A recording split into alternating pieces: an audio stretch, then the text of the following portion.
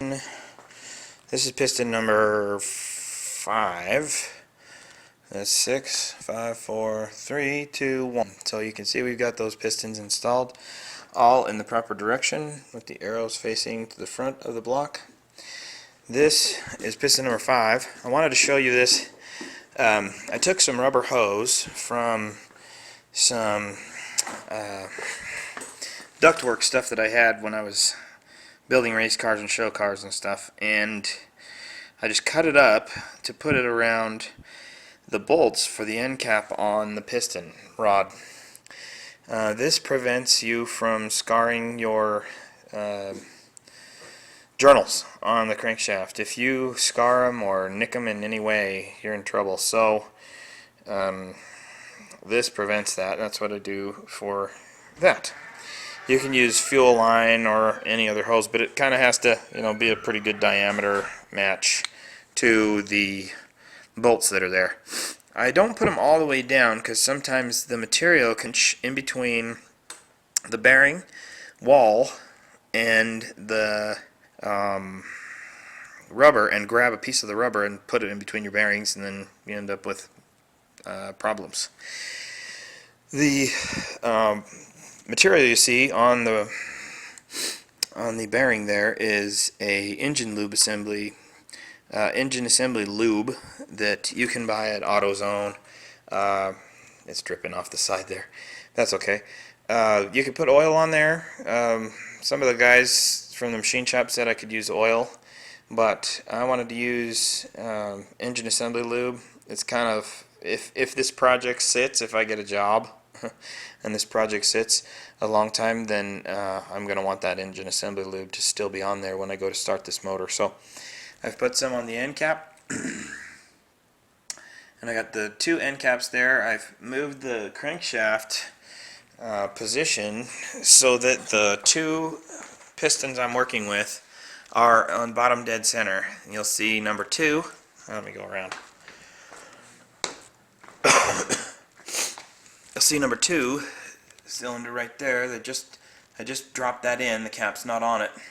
And then number 5. And that one's getting ready to be installed right now. What we do is take a ring compressor. This is kind of better to do with a buddy. I have no friends available right now, but we take a ring compressor, this little deal. It's kind of hard to see. It's a ring compressor kit. This is fairly simple, cheesy $4 job. You can get $150 deals, but just make sure you buy them for the right inch diameter. So this is like a 4-inch. It's like a 2 to 6 inch or 2 to 5 inch, something like that. Because I have a 3.8-inch cylinder bore, that's going to work real well for me. Sell it with that They sell it with that Allen key right there, and then it's kind of a square hex key, square top key. You put the rings in position, so you have your top compression rings. That one I'm putting kind of, there we go. I've got one ring, the top one, with its end gap kind of on the forward facing part of that piston, and then the end gap for the second compression ring is on that side. The other rings have not changed from when I first installed them, so I just double check them and get ready to slap them in the compressor.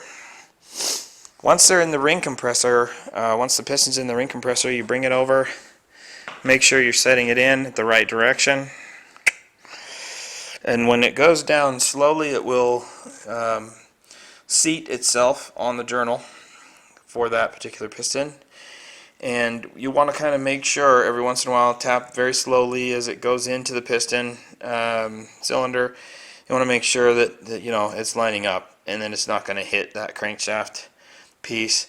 You want to really try to make sure that the piston's in the right direction, so that when it comes down, it doesn't come down kind of at an angle and then even out. If it comes down at an angle, it can scratch the journal and then be evened out, so you can end up with a scratch there that would turn the bearing and flip it around and cause problems for you. So That's the next step. 2 more cylinders to go, and then we start other components.